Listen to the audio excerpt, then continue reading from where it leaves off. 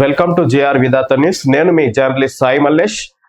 Apartment flats స్థలాలు కొని మోసపోతున్న వారు ఎంతో మంది రోజు రోజుకు పెరుగుతూ ఉన్నారు. వారు న్యాయం జరగడానికి గాను ఎక్కడికి వెళ్ళాలో తెలియక అయోమయం చెందుతున్న వారు చాలా మంది ఉన్నారు. వారందరికీ న్యాయం చేయడానికి గాను కొల్లూరి శ్రీనివాసరావు గారు రియల్ ఎస్టేట్ బాధితుల సంఘం పేరుతో వాళ్ళకు న్యాయం చేస్తూ ఉన్నారు. వారు కొల్లూరి శ్రీనివాసరావు గారు బాధితుల తరపున కొట్లాడి న్యాయం చేయడానికి ప్రయత్నిస్తున్నారు సంఘం పేరుతో. ఈ రోజు మన ముందు చర్చించడానికి మనతో ఉన్నారు. నమస్తే సార్. నమస్తే సార్. నమస్తే. ఓకే సార్, ఈరోజు ముఖ్యంగా ఈ రియల్ ఎస్టేట్ బాధితులు చూస్తూ ఉంటే ఎన్నో రోజుల నుంచి జరుగుతూనే ఉంది. వారి తరపున మీరు ఫైట్ చేస్తున్నారు. ముఖ్యంగా ఎలాంటి సమస్యలు వస్తున్నాయి మీ దగ్గరికి? ఎలాంటి బాధితులు సమస్యలు తీసుకొస్తున్నారు? నేను ఒక రియల్ ఎస్టేట్ సఫర్స్ నుంచి పుట్టిన వ్యక్తిని. నేను కూడా రియల్ ఎస్టేట్గా సఫర్స్ అయ్యి ఈ NGO Telangana real estate sufferers association అని స్థాపించడం జరిగింది. ఎప్పుడంటే పోయిన జనవరిలో 1 year వస్తుంది దర్యాప్తుగా. ఓకే. చాలా విధాలుగా పోరాటం చేస్తున్నాం. ఎవరి దగ్గర కానీ ₹1 ఫీజు తీసుకోకుండా మన దగ్గరకు వచ్చిన వ్యక్తికి ఏ విధంగా న్యాయం చేయగలుగుతాం?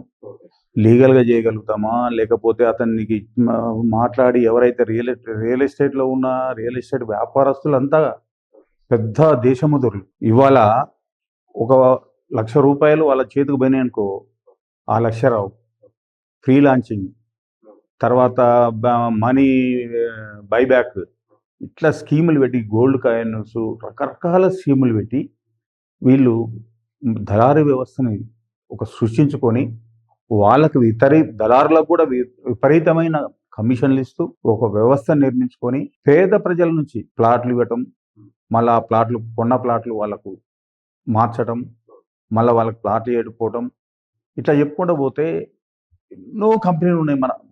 మన ఎల్బీ నగర్ నుంచి మొదలు పెడితే అప్సిగూడ వరకు 200 కంపెనీలు ఉంటాయి. ఓన్లీ అప్సిగూడ నుంచి ఎల్బీ నగర్ 200 కంపెనీలు ఉంటాయి. వీటిని ఎదుర్కోవడానికి అసలు గవర్నమెంట్ పర్యవేక్షణ లేదు, ఒక రేరా పర్యవేక్షణ లేదు. డిడిపిసి వాళ్ళు ఒక పనికిరాని చెత్త కాగితం ఇస్తే, ఒక జీరాక్స్ పేపర్ ఇస్తే పర్మిషన్ ఇస్తారు. వాళ్ళకు అందిన మామూలు వాళ్ళకి అంతే చాలు. ఎవడన్నా ఎటన్నా పోని, ఏదన్నా ఎటన్నా పోని. 2014 ముందు ఒక రకంగా ఉండేది రియల్ ఎస్టేట్. 2014 తర్వాత ఈ లంచావతారం ఎక్కువై, లంచగొండులు ఎక్కువై ఈ రియల్ ఎస్టేట్ మొత్తం నాశనం చేసి వదిలిపెట్టారు. మరి ఇప్పుడు బాధితుల వాళ్ళ తరపున ప్రభుత్వం ఎలాంటి చర్యలు తీసుకుంటుంది? ప్రభుత్వానికి అసలు పట్టే ఉండదు. అసలు ఇప్పుడు ఉన్న ముఖ్యమంత్రి ఆర్టీఐ యాక్ట్ ప్రకారంగా, ఈయన మాజీ ముఖ్యమంత్రి కేజ్రీవాల్ ఇద్దరు ఆర్టీఐ యాక్ట్ వారిని ముఖ్యమంత్రులు అయ్యారు. ఈ యాక్ట్ చాలా గొప్పది. ఒక ఇన్ఫర్మేషన్ యాక్ట్. మనకు ఒక ఆఫీస్ నుంచి, ఒక గవర్నమెంట్ ఆఫీస్ నుంచి ఒక ఇన్ఫర్మేషన్ కావాలంటే ఒక పేపర్ మీద ఒక ₹10 కోర్టు టికెట్ అతికిచ్చి, మనం వైట్ పేపర్ మీద అతికిచ్చి మనం రాసి ఇచ్చేస్తే మనకి అక్కడ ఉన్న పేపర్స్ అన్ని మనకి ఇస్తారు. ఆ వ్యవస్థ నడిచింది. 2005లో ఈ యాక్ట్ పుట్టింది. ఏం యాక్ట్? ఆర్టీఐ అంటే సమాచార చట్ట హక్కు అని పుట్టింది. అది ఒక 16 యాక్ట్ ప్రకారంగా మనకు ప్రతిదీ వాళ్ళు మనకి ఇవ్వాలి. ఇప్పుడు మీ ముఖ్యమంత్రి వచ్చిన తర్వాత కూడా, అంతకుముందు ఈ 2014 నుంచి ఈ యాక్ట్ మొత్తం తుంగలో దొక్కారు. మన దగ్గర అమలైతే లేదు. 2014 నుంచి అలా చేస్తారు. ప్రస్తుతం గవర్నమెంట్ కూడా అదే కంటిన్యూ చేస్తారు. ఇప్పుడున్న అధికారులు మొత్తం లంచవతారం ఎత్తి ఒక ఆర్టీఐ పర్మిషన్ పెడితే వాడు మా దగ్గర ఏమీ లేవని రాసిస్తాడు. ఉదాహరణకు నా దగ్గర కూకొల్లలు ఒక్క యాదగిరిగుట్ట, భువనగిరి, ఆలేరు కాన్స్టిట్యున్సీలో 100 ఆర్టీఐ పర్మిషన్లు పెట్టవచ్చు. ఓకే. వెంచర్లకు సంబంధించి, క్రషర్లకు సంబంధించి రకరకాల బాధ్యులకు, నాకు వచ్చిన బాధ్యులకు పెడితే ఏ ఒక్క ఇన్ఫర్మేషన్ లేదని ఆర్డీఓ కూడా నాకు దగ్గర ఈ డాక్యుమెంట్ లేదు. ఒక ఆర్డీఓ ఆఫీస్లో ఒక ల్యాండ్కి సంబంధించిన డాక్యుమెంట్ దొరకనప్పుడు ఇంకెక్కడ దొరుకుతుంది? మనకు సమాచారం దొరికేది సర్వే ఆఫీస్ నుండి దొరకాలి, ఆర్డీఓ ఆఫీస్ నుండి దొరకాలి, లేకపోతే ఎంఆర్ఓ ఆఫీస్ నుండి దొరకాలి. ఎక్కడ దొరకదు. మనకు 2005 సమాచార హక్కు చట్టం ప్రకారం ఇవ్వాలి. వాళ్ళు మా దగ్గర ఇన్ఫర్మేషన్ లేదని రాసి చేయడం నేర్చుకోరు. దీని మీద ముఖ్యమంత్రి గారు స్పందించి దీని మీద తగిన నిర్ణయం తీసుకోవాలని నేను కోరుతున్నాను. సార్, మీ దగ్గరికి ఒక రోజుకు ఎంతమంది వస్తారు, లేదంటే నెలకు ఇంతమంది అని ఉంటారు? రోజు అని ఉండదు. మనకు ఎట్లుంటది అంటే, ఓ రోజు వస్తే 100 మంది వస్తారు, ఓ రోజు వస్తే 4 వస్తారు, ఓ రోజు వస్తే మన సొంత పనులు కూడా చేసుకోవాలి కాబట్టి మనం వాళ్ళకి టైం ఇచ్చేదాన్ని బట్టి ఉంటుంది.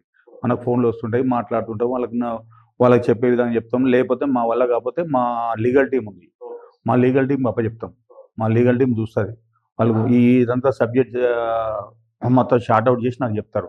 చెప్పిన తర్వాత వాళ్ళు మంచిగా వాళ్ళకి ఏం చేయాలి, ఎట్లా న్యాయం చేయాలి, ఏం చేయాలి అనేది మేము ఆలోచన చేసి మా కోర్ టీం ఉంటుంది దాంట్లో. మళ్ళీ దాంట్లో రిటైర్డ్ జడ్జెస్ ఉంటారు, రిటైర్డ్ ఐఏఎస్లు ఉంటారు, వీళ్ళంతా ఉంటారు మా దగ్గర. ఇప్పుడు మీ దగ్గరకు వస్తున్న బాధితుల్లో ఎంతమందికి మీరు న్యాయం చేయగలుగుతున్నారు? అది అందులో ఏ విధంగా బాధితులు ఎంత రేంజ్ లో నష్టపోతున్నారు? వాళ్ళకు ఎంత మొత్తంలో మీరు న్యాయం చేయగలుగుతున్నారు? ఒక ఇన్సిడెంట్. మీకు గొప్ప ఇన్సిడెంట్ చెప్తా. పెద్ద షాపూర్లో పేదల కోసం గవర్నమెంట్ ల్యాండ్ 365 ప్లాట్లు గవర్నమెంట్ ఇచ్చింది.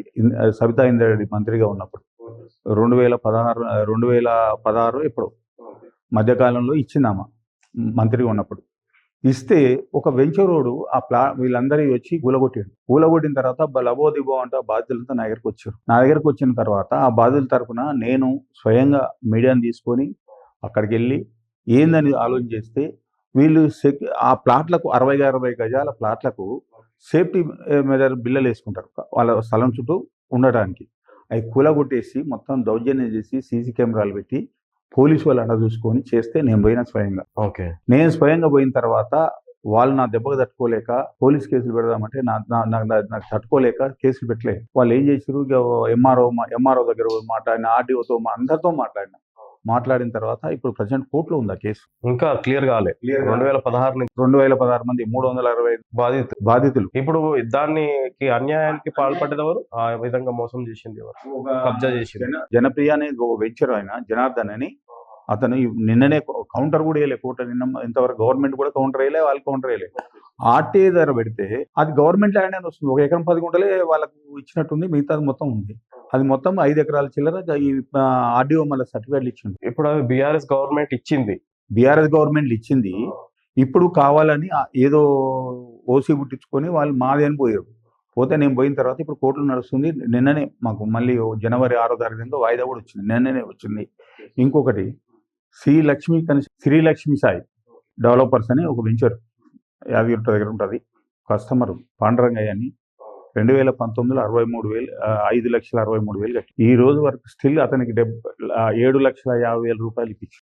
ఓకే. కట్టిన దానికి కస్టమర్ నా దగ్గరికి వస్తే అతనితో మాట్లాడి 7,50,000 రూపాయలు ఇచ్చిన, మొత్తం 10 లక్షలు ఇవ్వమని ఒప్పందం చేసిన, ఇంకా 2 లక్షలు ఇస్తా అని అంటుండు. 7,50,000 ఇచ్చిన. ఇది మా విజయం ఇది. ఎందుకంటే ఒక కస్టమర్ కు ఒక రియల్ ఎస్టేట్ నుంచి డబ్బులు ఇప్పించడం చాలా అరుదు. ఓకే. ఇప్పుడు బాధితులకు మీరు తరపున కొట్లాడి వాళ్ళకి న్యాయం చేస్తున్నారు. ఎలాంటి ఫీజు వసూలు చేయకుండా బాధితుల నుంచి మీరు కొట్లాడుతున్నారా? మేము స్వచ్ఛందంగా ఏం తీసుకోము. కోర్టు వాళ్ళు లాయర్ల దగ్గర పంపించినప్పుడు లాయర్లు ఏదైనా కోర్టు ఫీజు ఉంటే వాళ్ళు కోర్టులకు కొన్ని ఉంటాయి, ఫార్మాలిటీస్ వీళ్ళ తరఫున డీడీలు కట్టము అవి కొన్ని ఉంటాయి కదా, వాళ్ళు తీసుకుంటారు, లాయర్స్ తీసుకుంటారు. మేము ఎలాంటి 1 రూపాయి కూడా వసూలు చేయము. మీరైతే సొంతంగా స్వచ్ఛందంగా చేస్తాం. ఎవరు వచ్చినా మా దగ్గరకు వచ్చినా 1 రూపాయి ఖర్చు లేకుండా స్వచ్ఛందంగా చేస్తాం సేవ. ఏం తీసుకోరు? అస్సలు తీసుకోరు. Okay sir. ఇప్పుడు బాధితులు ఉన్నారు కదా, మరి ఇంకా ఏ విధంగా ఇప్పుడు న్యాయం చేస్తున్నారు? అంటే ఇప్పుడు ఒక బాధితులు ఉంటారు మా దగ్గరకు వచ్చిన వాళ్ళు. మన ఒక ఉదాహరణ చెప్తా. శంకర్పల్లి మండలం పొద్దుటూరు విలేజ్ లో దళిత రైతులు 55 మంది నాకు వచ్చి అప్రోచ్ అయితే వాళ్ళ పేరు మీద పీటీలు, వీళ్ళు ఎవరో వేరే వాళ్ళ పేరు మీద ల్యాండ్, వీళ్ళు ఒక 100 సంవత్సరాల నుంచి వాళ్ళే పొజిషన్లో. వీళ్ళకి ఆర్డీఓ, వీళ్ళ అనుభవదారుల కాలంలో కూడా వీళ్ళెవరు ఇవ్వకుండా మధ్యవర్తికి ఇచ్చిన తర్వాత వాళ్ళు ఏదో సెటిల్మెంట్ చేసి కొంతమందికి డబ్బులు ఇచ్చి కొంతమంది డబ్బులు ఇవ్వకుండా రైతులను ఇబ్బంది పెడుతుంటే నేను స్వయంగా రంగంలో నాకు అప్రోచ్ అయిన తర్వాత నేను పోయి అక్కడికి పోయి మీడియాని తీసుకొని పోయి పెద్ద గోల చేసి ఇవాళ వాళ్ళ తరఫున 1 రూపాయి ఫీజు తీసుకోకుండా లాయర్ ఫీజు కూడా నేనే పెట్టుకుంటున్నా. కోర్టులు వేసి కేసు నడిపిస్తున్నా వాళ్ళ తరఫున. ఇప్పుడు ఇట్లా ఈ విధంగా కొట్లాడుతున్నారు కదా, మరి మీరు ఇట్లా బాధితుల తరపు ఎవరైతే ఇబ్బందులకు పెడుతున్నారో వాళ్ళు మీ మీద ఏమన్నా అటాక్ చేయడానికి మీకు బెదిరింపులు జరిగినాయి? ఒకటే గుర్తుపెట్టుకో, మనిషి జననం ఒకటేసారి, మరణం ఒకటేసారి. ఈ 2 సమానమే. పుట్టినరోజు జననం, సచ్చిన రోజు మరణం. అంతకంటే గొప్పది ఏం లేదు. మనం 10 మందికి ఏం చేస్తున్నాం, మనం మంచి చేస్తున్నామా చెడు చేస్తున్నాం అనేది ముఖ్యం మనకు. ఇక మనం ఏమో అవుతాము వానికి భయపడి బతకాలంటే లేదు. నేను ఎవరికి భయపడాల్సిన అవసరం లేదు. నేను ఎవరికి భయపడను. ఎవరికి ఏదైనా ముక్కుసూటిగా మాట్లాడతా, ముక్కుసూటిగా చెప్తా. ఉంటే ఆయన సమస్య ఉంటే నాతో చర్చించవచ్చు, తప్పలేదు. నేను డిబేట్కి సిద్ధం. నేను తప్పు చేస్తున్నా అంటే నా దగ్గరకు వచ్చి డిబేట్ చేస్తా అంటే మీలాంటి మీడియాని పెట్టి కూడా డిబేట్ చేస్తే నేను రెడీ. దాంట్లో కూడా వెనక ముందు ఆడను. నాకు ఎలాంటి థ్రెట్ ఉన్నా నేను భయపడను. సరే ఎప్పుడన్నా బెదిరింపులు వచ్చాయా? వచ్చినా కానీ కామన్ అవి పట్టించుకోను. సింపుల్ మనకు. మీరు బాధితుల తరపున కొట్లాడడానికి ఇట్లా సంఘం పెట్టుకున్నారు గదా! ఈ దీనికి ఎందుకు ఇట్లా అసలు ఎలాంటి ఫీజు లేకుండా మీరు ఇట్లా కొట్లాడుతున్నారు గదా! ట్రస్ట్ పేరుతోటి. ఎందుకు ఎలాంటి లాభం లేకుండా ఏ ఉద్దేశ్యంతోటి ఇలా చేయదలుచుకున్నారు? ఇప్పుడు మా పిల్లలు సెటిలర్స్. మంచిగా సెటిల్ అయ్యారు. నేను రాజకీయాల్లో 18 సంవత్సరాల వయసు నుంచి రాజకీయాల్లో ఉన్నా. రియల్ ఎస్టేట్ చేద్దామని రియల్ ఎస్టేట్‌లోకి వచ్చిన తర్వాత మోసపోయిన వ్యక్తిని నేను గూడా. ఓ యాదగిరి దగ్గర ఒక వెంచర్‌లో మోసపోయి నాకు ఇస్తా అన్న డబ్బులు ఇయ్యకపోతే అసలు ఏంది ఈ ఆవేదన ఏంది? నేను తిరగటం ఏంది? 2 సంవత్సరాలు పని చేయటం ఏంది? ఒక్క రూపాయి నాకు రాకపోవటం ఏందని ఆలోచన చేసి, అరే! నా వంతుగా నేను రాజకీయాల్లో సేవ చేయలేను. ఈ విధంగా ఈ సంస్థ పెట్టి సంస్థ ద్వారా ఎన్‌జీఓ ద్వారా నడిపిస్తే నేను 10 మందికి సేవ చేస్తానా? చేయగలుగుతా. నేను ఖచ్చితంగా సేవ చేయాలి అనే దృక్పథంతోటి వచ్చిన. ఇంకోటి నాకు నాకు నేను అందరు సెటిలర్స్ ఉన్నారు. నేను వెల్ సెటిలర్. నాకు ఇబ్బంది లేదు. నాకు ఊర్లో ఫామ్ హౌస్ ఉంది, తోటలు ఉన్నాయి, అన్నీ ఉన్నాయి నాకు. నేను వెల్ సెటిల్. నేను నాకు డబ్బు మీద ప్రేమ ఉంటే నేను రాజకీయాల్లో ఉండాలి. నేను రాజకీయాల నుంచి బయటకొచ్చింది అందుకు. ఈ ఈ వ్యవస్థలో ఉన్న లోపాన్ని నా వంతుగా నేను ఏం సాయం నేను 10 మందికి ఏం సాయంగా చెబుతా? ఈ వ్యవస్థను ఏమన్నా మారవగలుగుతానా? ఓకే. నా వాయిస్ ద్వారా కొంతమందికి న్యాయం జరగాలి. కొంతమందికి అవేర్‌నెస్ రావాలి. కొంతమంది ప్రభుత్వానికి కూడా ఒక సూచన చేయాలి. ప్రభుత్వంలో కొంత నా నా ఆవేదన కూడా వాళ్ళు గుర్తించాలి. నేను కూడా సమాజంలో గుర్తింపబడాలి. మంచి పేరు తెచ్చుకోవాలని ఇలాంటి స్వచ్ఛంద సంస్థ పెట్టి నడిపిస్తున్నా. ముఖ్యంగా 111 జీవో అంటే ఏంటి? అసలు ఏందసలు? 111 జీవో అంటే డాక్టర్ వైఎస్ రాజశేఖర్ రెడ్డి ముఖ్యమంత్రిగా ఉన్నప్పుడు ఈ 111 జీవోకు అంకురార్పణ జరిగింది. ఈ హైదరాబాదు నగరం మహా పొల్యూషన్ నగరం. ఒక 84 గ్రామాలు పెట్టి ఒక 111 జీవో అని పెట్టారు. ఎందుకు పెట్టారంటే ఉస్మాన్ సాగర్, హుస్సేన్ సాగర్ ఈ నగరానికి మంచినీటి అవసరం తీర్చడం కోసం 111 జీవో పెట్టారు. ఈ 111 జీవో పెట్టిన తర్వాత ఏమి లేదు, అంతా బాగానే ఉంది. 2014 రియల్ ఎస్టేట్ తర్వాత ఈ కేసీఆర్ ఎప్పుడైతే ఈ 111 జీవోని ఎత్తేయాలని ఆలోచన చేసిర్రో అప్పుడు పెద్ద పుల్లు మొత్తం పోయి అక్కడ ఆలినాయి. పెద్ద పుల్లు అంటే రాజకీయ నాయకులు, సినిమా వాళ్ళు, ఓ రియల్ ఎస్టేట్ మాఫియా మొత్తం పోయి అక్కడ వాలింది. 111 జీవోలో ఇవాళ నేను 111 జీవోలో పుట్టిన ఒక పేద రైతును అనుకో, ఉదాహరణ చెప్తున్నా. ఒక రైతు అక్కడ 100 సంవత్సరాలు పుట్టి తాతలు తండ్రులు సంపాదించిన ఆస్తులు ఉన్నాయి. ఆ ఆస్తుల్లో ఒక ఇల్లు కట్టుకోవాలంటే పర్మిషన్ ఇయ్యరు. ఒక ఇల్లు కట్టుకోవాలంటే పర్మిషన్ ఇయ్యరు అధికారులు, రైతుకు ఇయ్యరు. ఇదే ఈ రాజకీయ నాయకులు కానీ, ఈ రియల్ ఎస్టేట్ మాఫియా కానీ, తర్వాత ఎవరైతే ఉర్రో సినిమా ప్రముఖులు ఉర్రో పెద్దల అండదండలతోటి వాళ్ళు ఏది చేసినా నడుస్తుంది. ఇప్పుడు అనివిత అని ఒక ఫామ్ ల్యాండ్ పెట్టారు. టంగుటూరు, ఎల్వర్తి.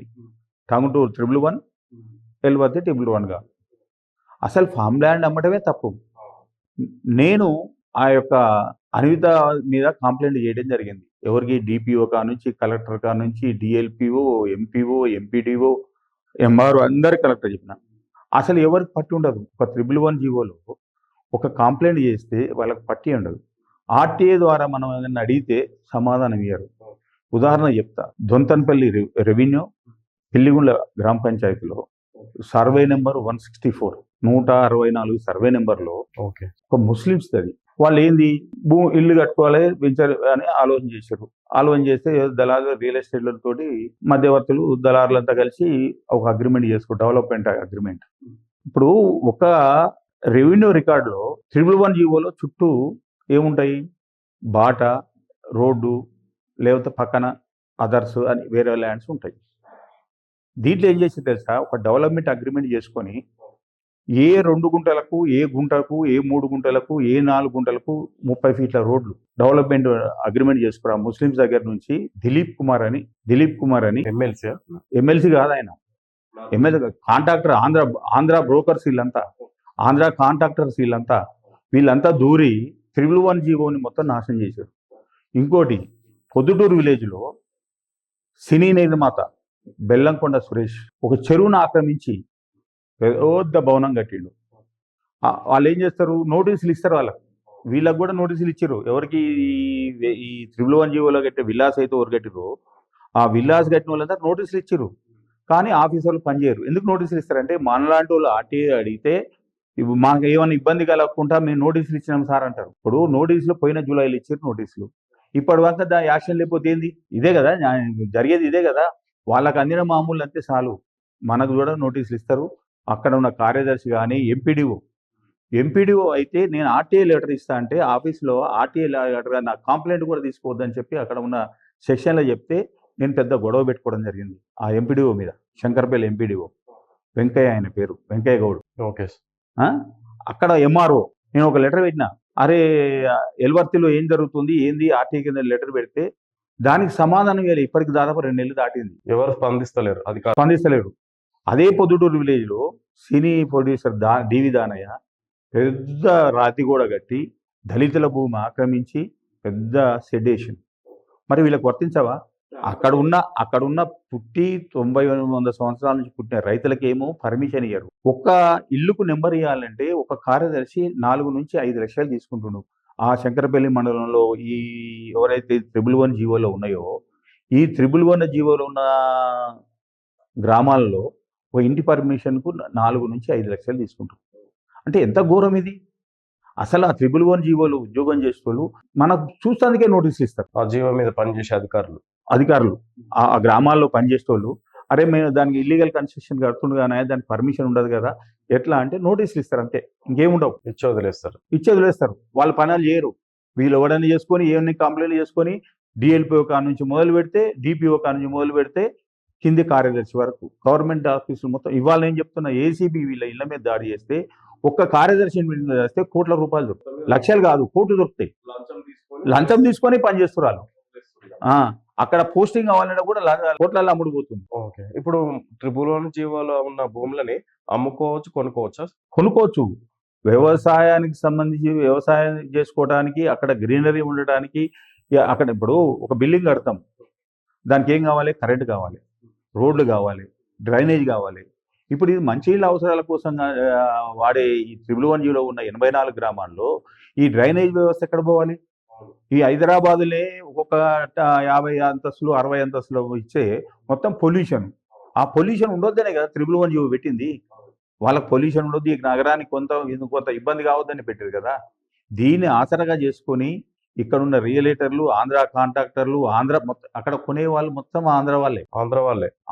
తెలంగాణ వాడు కొనేవాడు లేడు, అక్కడ నాకు కావాలనేవాడు కూడా లేడు. సినీ నిర్మాతలు, రాజకీయ నాయకులు, సినీ నిర్మాతలు, రియల్ ఎస్టేటర్లు. అసలు డెవలప్మెంట్, అసలు నేను 111 జీవోలో డెవలప్మెంట్ అగ్రిమెంట్ లేదండి. అదే 164లో డెవలప్మెంట్ అగ్రిమెంట్లు చేసి వాళ్ళకు ఇంకా దీంట్లో కూడా ఒక గమ్మత్తు ఉంది. డెవలప్మెంట్ అగ్రిమెంట్ అంటే ఏముంటుంది? నీకు ఇంత షేర్, నాకు ఇంత షేర్, నాకు 42, రైతులకు 42, నాకు 58 అయినా అగ్రిమెంట్ చేసుకోరు. ఈ అగ్రిమెంట్ చేసుకుంటే ఇది 111 జీవోలో ఉంది. ఈ 111 జీవోలో ఉన్నదాన్ని వాళ్ళు ఏం చేశారు? ఈ రైతులను మోసం చేసి డైరెక్ట్ రిజిస్ట్రేషన్ చేసుకున్నారు. ఓకే. రైతుకు తెలియకుండానే రైతుకు తెలుసు, ఇట్లయితే కడతా లేకపోతే నాకు రిజిస్ట్రేషన్ చేయి నాకు భూమి అని చెప్పారు. అయితే అడిగి అట్టపోయినా భూమి అంతేగా రిజిస్ట్రేషన్ అయిపోతే, సేల్ డీడ్ అయిపోతే బాగానే భూమి. ఆ పరిస్థితిలో మోసం చేస్తారు. ఈ ఆంధ్ర వాళ్ళు దాటి ఈ విధంగా మోసం చేస్తారు. మీడియేటర్ల ద్వారా రైతుకు ఎంతో ఇచ్చి రైతులను మొత్తం ఆగం చేస్తారు. ఇప్పుడు ఇలాంటి అక్రమాలని ఎలా అరికట్టాలంటారు? ఎట్లా అరికట్టాలంటే ప్రభుత్వం స్పందించాలి, హైకోర్టు సుమోటోగా తీసుకోవాలి. నేను హైకోర్టులో కేసు వేయడానికి కూడా సిద్ధంగా ఉన్నా. ఈ విల్లాల మీద నెక్స్ట్ బెల్లంకొండ సురేష్, పొద్దుటూరు విలేజ్ డివి అనే ప్రొడ్యూసరు, ఇక ఈ దళిత రైతులు కూడా నేను చాలా ముందుకు సీరియస్గా తీసుకుపోతున్నా. హైకోర్టులో కేసు వేస్తున్నా. హైకోర్టు చట్ట ప్రకారంగా మాకు చట్టాల మీద నమ్మకం ఉంది. హైకోర్టు మంచి డిసిషన్ తీసుకుంటుంది. లేకపోతే ఇవన్నీ హైకోర్టు వరకు చెప్తే సుమోటో తీసుకొని కేసు చేసినా నేను హైకోర్టు వాళ్ళకు పూర్తి వివరాలు ఇస్తానికి సిద్ధంగా ఉన్నా. ముఖ్యంగా చూసుకుంటే ఇప్పుడు రియల్ ఎస్టేట్ అనేది భారీగా ధరలు పెరుగుతూ వస్తున్నాయి. ఇంత ముందుకు బీఆర్ఎస్ గవర్నమెంట్ లో ఒక్కసారిగా హైక్ వచ్చింది. ఇప్పుడు కాంగ్రెస్ గవర్నమెంట్ వచ్చినాక ఒకేసారి ధరలు తగ్గినాయి. అయినా కూడా సామాన్య పౌరుడు కొనాలనుకుంటే అది కొనలేని పరిస్థితిలో ఉన్నాయి. ఎట్లా అసలు సామాన్య పౌరులు హైదరాబాద్ పరిసర ప్రాంతాల్లో స్థలాలు కొని ఇల్లు కట్టుకోవాలంటే ఏంది పరిస్థితి? ఒక్కటండి, బీఆర్ఎస్ టైంలో 2014 తర్వాత కేసీఆర్ వచ్చిన తర్వాత రియల్ ఎస్టేట్ ఎందుకు పెరిగిందంటే పట్టపగ్గాలు లేకుండా చేతులు వేసిండు, ధరణి తీసుకొచ్చిండు, డాక్యుమెంట్లు మొత్తం మార్చిర్రు. డాక్యుమెంట్లు ఇప్పుడు సపోజ్ మనమే ఉదాహరణ చెప్పుకుందాం. ఎల్బీ నగర్లో శిరీష్ ఉంది. మన చిన్నప్పటి నుంచి శిరీష్ కంపెనీ అంటాం మన దాన్ని. ఇవాళ శిరీష్ కంపెనీలో జరిగేది ఏంది? అక్కడ ఇవాళ వాసవి బిల్డర్ అంటోడు పెద్ద బిల్డింగ్లు కట్టు. ఆ భూమి ఎవరికి చెందాలి? చెందితే ఆ కంపెనీ ఉన్నోడు కంపెనీ నడవాలి. కంపెనీ నడిచిన తర్వాత ఆ కంపెనీకి వేరే ఇక్కడ ఇబ్బంది అయితే, పొల్యూషన్ వస్తే హైదరాబాద్ చుట్టుపక్కల ఎక్కడ ఉన్న స్థలం కేటాయించి ఈ ఈ ఈ ల్యాండ్ని గవర్నమెంట్ తీసుకొని ఈ భావితరాల కోసం దాన్ని ఉపయోగిస్తే చాలా బాగుంటుంది. మనం ఓ స్కూల్ కట్టుకోవాలన్నా, ఓ హాస్పిటల్ కట్టుకోవాలన్నా, ఒక వేరే ఏది కట్టాలన్నా గవర్నమెంట్ తరఫున బాగుంటుంది. అలాంటివి లేకుండా ఒక జీవో ఇచ్చి 59 జీవో ఇచ్చినప్పుడు దానివల్ల సంస్థ ఉన్న గవర్నమెంట్ ఈ ఇండస్ట్రీస్ ల్యాండ్ మొత్తం అప్పుడు ఖరాబ్ చేశారు. ఇప్పుడు ఇవాళ గొప్పగా చెప్పుకునే ప్రజాపాలన చెప్పుకునే రేవంత్ రెడ్డి కూడా అదే చేస్తుండ్రు. వాళ్ళని కాపీ కొట్టే చేస్తారు. ఇలా మంత్రులు కూడా బహిరంగంగా చెప్తారు, మీరు ఇచ్చిన జీవో ప్రకారం మేము పోతున్నాము అంటే. నిన్ను అందుకే గెలిపించిర్రా? అందుకోసం గెలిపించలే కదా. నిన్ను ఎందుకోసం గెలిపించారు? ఆ టీఆర్ఎస్ పాలన బాగాలేదు, నువ్వు మంచి పరిపాలన చేస్తావు, నీకు రియల్ ఎస్టేట్ ముఖ్యమంత్రివి, నీకు రియల్ ఎస్టేట్ గురించి తెలుసని నువ్వు చేసారు, ముఖ్యమంత్రి చేసారు. దానివల్ల చాలా ఇప్పుడు జరిగేది రియల్ ఎస్టేట్లో ఏం జరుగుతుందంటే, రియల్ ఎస్టేట్ ఎందుకు పడిపోయిందంటే, ఇవాళ ఉదాహరణ చెప్తా, హైదరాబాద్ నగరంలో పర్మిషన్ లేకుండా వేలాది బిల్డింగ్లు ఉన్నాయి. ఒకటి మున్సిపల్ పర్మిషన్ లేకుండా, హెచ్ఎండిఏ పర్మిషన్ లేకుండా వేలాది బిల్డింగ్లు కడతారు. ఏంది? ఆఫీసర్లు నోటీసులు ఇస్తారు, కథం చేతులుకుంటారు, వాళ్ళ చేతికి అందిన కాడికి దోసుకుంటారు, కథం సబ్బుగంటూ ఉంటారు.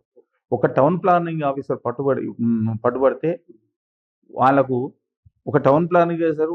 సపోజ్ ఇది ఉప్పల్లో వస్తుంది, ఈ ఉప్పల్లో టౌన్ ప్లానింగ్ చేస్తారు ఉంటుంది తెలుసా? ఇల్లు మనకి హైటెక్ సిటీలో మంచి విల్లాలు ఉంటాయి, అంత పెద్దగా విల్లాలు ఉంటాయి, అది బినామీ పేరు మీద ఉంటాయి. ఆ ఇళ్ళల్లో మొత్తం డబ్బులు, బినామీ డబ్బులు అని దొరుకుతాయి. అట్లా అంతా ఏసీ బోర్లు అంతా ఎమ్మడి బట్టి ఇలా చూస్తున్నాం మనం. ఒక సంవత్సరానిలో, పోయిన సంవత్సరంలో 222 మంది పడితే ఈ సంవత్సరంలో దాదాపు 1500 మందికి ఏసీబీ పడ్డారు. మొత్తం మీద లంచాలే తీసుకుంటారు. మొత్తం లంచాల వ్యవస్థ కాబట్టి ఇంత రేటింగ్ ఎట్లా పెరుగుతుంది? పట్టుకున్న అధికారులు కూడా అట్లే పట్టుకుంటారు కదా, మనం చూస్తున్న రోజు పేపర్లో. ఇంకోటి, ఇది తెలంగాణ గవర్నమెంట్ వచ్చిన తర్వాత ఫ్రీ లాంచింగ్ అనేది పెద్ద మోసం. ఈ ఫ్రీ లాంచింగ్ మోసము ఏంటంటే, వాడు ప్లాట్ ఉండదు, కాగితం ఉండదు, తెల్ల కాగితం మీద గీతలు గీసి ఫ్రీ లాంచింగ్ అంటే మన దళారులను పెట్టుకొని ఒక వ్యవస్థను తయారు చేసుకొని ఆ ఫ్రీ లాంచింగ్ మీద అమ్మారు. అదేవిధంగా అపార్ట్మెంట్స్ కూడా అపాయింట్మెంట్ కూడా పర్మిషన్ రాదు నీకు. అపాయింట్మెంట్ ఎప్పుడమ్మా? నువ్వు కట్టిన తర్వాత నీకు సెటబాక్స్ ఓసీ వచ్చిన తర్వాత రిజిస్ట్రేషన్ చేయాలి. అదే ఇప్పుడు ముందుగానే ఎన్ని సౌకర్యాలు కల్పిస్తాం, ఈ విధంగా ఉంటుందని చూపించి గీతలు గీస్తారు, అయిపోతుంది, నీకు రిజిస్ట్రేషన్ చేస్తామంటారు. నీకు ఒక సౌత్ ఈస్ట్ ప్లాట్ నేను కొనుక్కున్నా, అరే కొంచెం వెనక ముందు అవుతున్నాను, ఇంకోటికి ఇస్తారు. అది ఆడ వెనక ముందు అయితే ఇంకోటికి ఇస్తారు, నా 5వ వరకు రిజిస్ట్రేషన్ చేస్తారు. ఈ నలుగురికి రోజు పంచాయతీ తిరగాలి అని చుట్టూ. ఉదాహరణ చెప్తాను నేను. నిన్న మన ఒక వీడియో వైరల్ అయింది, ఆడియో. వాసవి గాంధీ ఒక ఆడియో రిలీజ్ అయింది వాసవి కంపెనీ గురించి. రవి సంతోష్ అని ఒక వ్యక్తి 2019లో 34 లక్షలు 35 లక్షలు కట్టిండు. ఆ 35 లక్షలు కట్టి ఇట్లా నా పరిస్థితి బాగాలేదు, మా ఫాదర్ చచ్చిపోయిండు, నా కుటుంబ ఇబ్బందులు ఉన్నాయి, నేను ఆత్మహత్య చేసుకుంటానని వీడియో రిలీజ్ చేసి రాత్రి 9:30 టైంలో నాకు తెలిసింది. అది వీడియో నా దగ్గరకు వచ్చింది. నా దగ్గరకు వీడియో వస్తే రాత్రి 9:30 టైంలోనే అతను ఫోన్ చేసి ఆ వీడియోలో నెంబర్ దొరికింది. నెంబర్ దొరకడం ఫోన్ కొట్టగానే ఇటు సంగతి పొద్దున్న 6 గంటల వరకు సెటిల్ అయింది. మ్యాటర్ క్లియర్ అయింది. 10,40,000 రూపాయలు డబ్బులు ఇచ్చారు. పోస్ట్ డేటెక్లు ఈ 27వ తారీఖు మన 25 వరకు క్లియర్ చేశారు. నవంబర్ 25 వరకు క్లియర్ క్లియర్ చేశారు. అంటే ఈ రియల్ ఎస్టేట్ సంస్థలో ఇవన్నీ ప్రీ లాంచింగ్ తోటి మోసపోయింది. ఇవాళ ఉదాహరణ చెప్తా, ప్రీ లాంచింగ్ తోటి ఆర్జే సంస్థ, తర్వాత భారతీ బిల్డర్, సాహితీ, పుడమి, ఇట్లా చెప్పుకుంటూ పోతే కొన్ని వేల ప్రాజెక్ట్, కొన్ని వేలు మోసాలకే. ఏవి ఇన్ఫ్రా వాడు వాని బర్త్డేకు ప్రజల సొమ్ము ₹1,00,00,000 ఖర్చు పెట్టిండు. ఏవి ఇన్ఫ్రా అని వాడు పెట్టిండు మాదాపూర్లో. వాని బర్త్డేకు ₹1,00,00,000 ఖర్చు పెట్టి, ఎవరి సొమ్ము ఇది? పేదోళ్ళ సొమ్ము. వాడు పోయి అలా మంచిగా జైల్లో కూర్చుండు. నేనే కంప్లైంట్ చేసిన, వాని పట్టించింది నేనే. ఏవి ఇన్ఫ్రా మేనేజర్ విజయ్ గోలా అని మన పేరు. మొత్తం అక్రమాలకు పాల్పడితే నేనే కంప్లైంట్ చేసినా, నేనే దాన్ని ముందుకు తీసుకుపోయి అరెస్ట్ అయినాక కూడా ఎమ్మడబడ్డా. Okay sir. ఈ విధంగా ఇప్పుడు రీసెంట్‌గా 27 మున్సిపాలిటీలను జీహెచ్ఎంసీలో కలుపుతూ ప్రభుత్వం నిర్ణయం తీసుకుంది. తద్వారా భూముల ధరలు పెరిగే అవకాశాలున్నాయా? ఏ విధంగా మారబోతుంది రియల్ ఎస్టేట్? రియల్ ఎస్టేట్ భూముల ధరలు లేవని హైదరాబాద్లో భూముల ధరలు ఉన్నాయి. కాకపోతే ఏంటంటే ఒక రియల్ ఎస్టేట్ భూమి లేకుంటే భూమి అమ్మిండు. అట్లా సఫర్ అయిన వాళ్ళు కొంతమంది. ఇదంతా వార్తలు వచ్చే వరకు ఇది ఏం జరుగుతుందని తెలియక కొనే వాళ్ళు కూడా కొద్దిగా వెనకడుగేసారు. ఈ 21 మున్సిపాలిటీలు కలుపుతారు కదా, ఈ 21 మున్సిపాలిటీలు కలుపుకోవచ్చు, నువ్వు కలుపుకున్న నష్టం లేదు. అసలు ఇవాళ ఎన్టీ రామారావు ముఖ్యమంత్రి ఉన్నప్పుడు పటేల్ పట్వార్ వ్యవస్థను తీసేసారు, మాండలిక వ్యవస్థ వచ్చింది. ఒక డెత్ సర్టిఫికేట్ కావాలంటే నువ్వు జిల్లాకు పోవాలి, ఒక బర్త్ సర్టిఫికేట్ కావాలంటే జిల్లాకు పోవాలి, ఒక ఇన్కమ్ సర్టిఫికేట్ కావాలంటే జిల్లాకు పోవాలి, ఒక క్యాస్ట్ సర్టిఫికేట్ కావాలంటే జిల్లాకు పోవాలి, ఏ ఒక్క పేపర్ కావాలన్నా, ఏ భూమి రికార్డు కావాలన్నా జిల్లాకు పోవాలి అప్పట్లో. ఇప్పుడు ప్రజెంట్ అప్పుడు మాండలిక వ్యవస్థ రాకపోతే ఇవాళ ఊరికి 10-12 కిలోమీటర్ల దూరం మండల కార్యాలయం, ప్రతి ఊరికి ఒక ఊరికి 2 కిలోమీటర్లు ఉంటుంది, ఒక ఊరికి 4 కిలోమీటర్లు ఉంటుంది, ఒక ఊరికి 12 కిలోమీటర్ల దూరంలో మండలాలు ఏర్పాటు చేశారు. ఇవాళ అన్నీ అక్కడ దొరుకుతున్నాయి. ఇవాళ ఈ హైదరాబాద్ నగరం ఎటు చూసినా 100 కిలోమీటర్ల పైన ఉంది. ఇప్పుడు త్రిబుల్ ఔటర్ రింగ్ రోడ్ చుట్టూ ఉంది. నీవు ఇవన్నీ చేసుకొని పాలనా వికేంద్రీకరణ కోసం 33 ఉన్న 11 జిల్లాలను తీసుకుపోయి 33 జిల్లాలు చేశారు. ఇవాళ 21 మున్సిపాలిటీ కలుపుకొని ఈ పాలన వికేంద్రీకరణ ఏమవుతుంది? ఈ సామాన్యునికి న్యాయం ఎట్ట జరుగుతుంది? ఎవడు ఉన్నోడు పని డబ్బులు పెట్టినోడికి పని, లంచాలు ఇంకా కరప్షన్ పెంచడానికా ఇదంతా చేసేది? కాదు, ఇది కరెక్ట్ కాదు. మీరు ఎక్కడున్న మున్సిపాలిటీని అక్కడ ఉండేయండి, కాకపోతే గ్రేటర్లో తీసుకోండి. ఇప్పుడు మున్సిపాలిటీలన్నీ గ్రేటర్లకు తీసుకొని పాలన వికేంద్రీకరణ అయినప్పుడే కదా సామాన్య న్యాయం జరుగుతుంది, రియల్ ఎస్టేట్ కూడా పెరుగుతుంది. అప్పుడు నువ్వు ఈ విధంగా చేస్తే రియల్ ఎస్టేట్ పెరుగుతుంది, మాఫియా పెరుగుతుంది. ఓకే. ఇప్పుడు గతంలో మనం ఎన్టీ రామారావు ముఖ్యమంత్రి అయినప్పుడు హైదరాబాద్లో ఏ రోజైనా కర్ఫ్యూ లేకుండా ఉందా? ఉంది. అంతకుముందు మొత్తం కర్ఫ్యూ ఉంది. అలాంటి రోజులు మనం చూసినాము. ఈరోజు అలాంటి పరిస్థితులు మళ్ళీ రావద్దని కోరుకుంటున్నాం. ఎందుకంటే ఈ దీనివల్ల మాఫియా పెరిగితే ఇవన్నీ పెరుగుతాయి, ఇంకా అవినీతి అక్రమాలు పెరిగే అవకాశం ఉందంటారు. మర్డర్లు, గన్ కల్చర్ ఇవన్నీ వస్తాయి. ఇప్పుడు మనం సపోజ్ మనం రోజు పేపర్లో చూస్తున్నాం, సైబర్ నేరాలు, వాళ్ళకు టోల్ ఫ్రీ నెంబర్ పెట్టి 1930 టోల్ ఫ్రీ నెంబర్ పెట్టి. ఈ రియల్ ఎస్టేట్కు టోల్ ఫ్రీ నెంబర్ పెట్టండి, నష్టమైంది. ఈ బాధ్యులకు మీరు రాష్ట్ర ప్రభుత్వం న్యాయం చేయాలి కదా. ఓ బాధ్యులకు ఎవరికో టోల్ ఫ్రీ నెంబర్ పెడితే మీకు ఎన్ని సమస్యలు ఉన్నాయి, ఏంది ఉన్నాయి? ఇప్పుడు నేను అడుగుతా, ఒక చెరువు ఉంది, ఆ చెరువులో కట్టి లేఖను చూపించి FTAలో కట్టి ఇవాళ ఒక్కొక్కడు ఈడ మన గాజు రామారావు దగ్గర 302 సర్వే నెంబర్ అనుకుంటా, మన భూమి 6 టవర్లు 7 టవర్లు కట్టిండాడు, 11 అంతస్తులు కట్టిండు అపార్ట్మెంట్. అది FTAలో ఉంది. దాని మీద FTAలో కేసులు ఉన్నాయి, అన్నీ ఉన్నాయి. ఇలాంటి కోకొల్ల హైదరాబాద్లో. మరి ఈ రంగనాథ్ కనపడతలేదా? హైడ్రా కనపడతలేదు రంగనాథ్కు? ఇలాంటివన్నీ రంగనాథ్ చూడాలి కదా. ఇలాంటి ఎన్ని కంప్లైంట్ చేసినాం, ఎన్ని కోట్ల కేసులు నడుస్తాయి, నేనే కంప్లైంట్ చేయొచ్చు. Okay sir. వీటన్నిటి తరపున ఒకసారి ఎప్పుడైనా ప్రభుత్వం అంటే సీఎం దగ్గరికి వెళ్ళి డైరెక్ట్ కలిసే ప్రయత్నం చేశారా? నేను స్వయంగా సీఎంకు దాదాపు ఒక 7-8 లెటర్ సీఎంకు రాసిన, ప్రిన్సిపల్ సెక్రటరీ రాసిన, రెవెన్యూ సెక్రటరీ రాసిన, కలెక్టర్ రాస్తాం, ప్రతి లెటర్ రాస్తాం.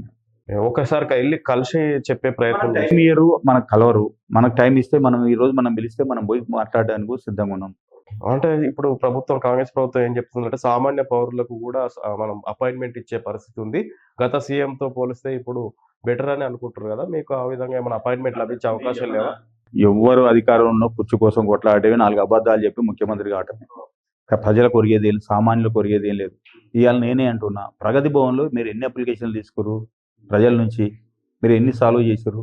వెబ్సైట్లో పెట్టండి. ఇప్పుడు మీకు వచ్చిన దరఖాస్తులు వెబ్సైట్లో పెట్టండి. ఇంకా ప్రజాపాలన అది కొనసాగుతుందా? ప్రగతి భవన్లో ప్రజలు ఎక్కడ ప్రజాపాలన ఎక్కడ కొనసాగుతుంది? ఎక్కడ వీళ్ళు కొట్టుకోవడమే సరిపోయాయి. నిన్న మనం చూస్తున్నాం కదా, కొండ సురేఖ వీళ్ళంతా ఇళ్ళల్లో ఎట్లా పోలీసులు పంపి గన్ కల్చరు, ఇదంతా ఎక్కడి నుంచి వచ్చింది? నువ్వు ముఖ్యమంత్రి స్థాయిలో నువ్వు వాళ్ళని పిలిచి సారీ చెప్పించుకొని అంతా అయిపోయినట్టేనా? ఇంటర్నల్ గా లోపల మొత్తం వ్యవస్థ అదే నడుస్తుంది కదా.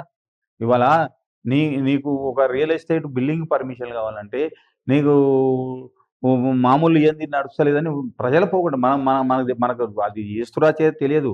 ప్రజలు చెప్తూనే ఆల్రెడీ ట్యాక్సీ కడితేనే ఇంత స్క్వేర్ యార్డ్స్కి ఇంత ఇంత చెల్లిస్తే ఇది వస్తుందని చెప్పి ప్రజలు చెప్తారు. ఇది ఎంతవరకు వాస్తవం అనేది మాకు కూడా నిజం తెలియదు కాబట్టి మేము కూడా దాన్ని ధృవీకరిస్తలేం. కాబట్టి ప్రజల మాట మీడియా ముందు చెప్తున్నాం మేము. సార్ ఇప్పుడు ముఖ్యంగా మీ దగ్గరకు వస్తే రియల్ ఎస్టేట్ బాధితులు ఎవరైతే ఉన్నారో 100% వాళ్ళ సమస్యలు తీరే అవకాశం ఉందంటారా? ఖచ్చితంగా తీరుతాయి. ఖచ్చితంగా ఇప్పుడు 100కు 100 న్యాయం అయితే ఎవరేం చేయలేం. ఇప్పుడు మనము మన శక్తి మేరకు మన శక్తి వంచన లేకుండా నిస్వార్థంగా వాళ్ళకి సేవ చేస్తాం. మీకు వేళలా ఉదయం 6 గంటల నుంచి రాత్రి 10 గంటల వరకు మా ఫోన్ అందుబాటులో ఉంటుంది. మా రియల్ ఎస్టేట్ ఫోన్ అందుబాటులో ఉంటుంది. నేనే దాన్ని అటెంప్ట్ చేస్తా ఫోన్ని. మీరు ఎవరైనా సరే 9000896529 నెంబర్కి ఫోన్ చేయొచ్చు. బాధితులు ఎవరైనా మీ దగ్గర ఫోన్ చేయొచ్చు. ఎనీ టైం ఉదయం 6 గంటల నుంచి రాత్రి 10 గంటల వరకు ఫోన్లో అందుబాటులో ఉంటుంది. Thank you sir. Thank you. మీరు ఇలానే రియల్ ఎస్టేట్ బాధితుల తరపున కొట్లాడి వాళ్ళ సమస్యలు తీర్చాలని కోరుకుంటున్నాం. ఎవరైనా బాధితులు ఉంటే శ్రీనివాసరావు సార్ని సంప్రదించవలసిందిగా కోరుతున్నాము. నమస్తే సార్.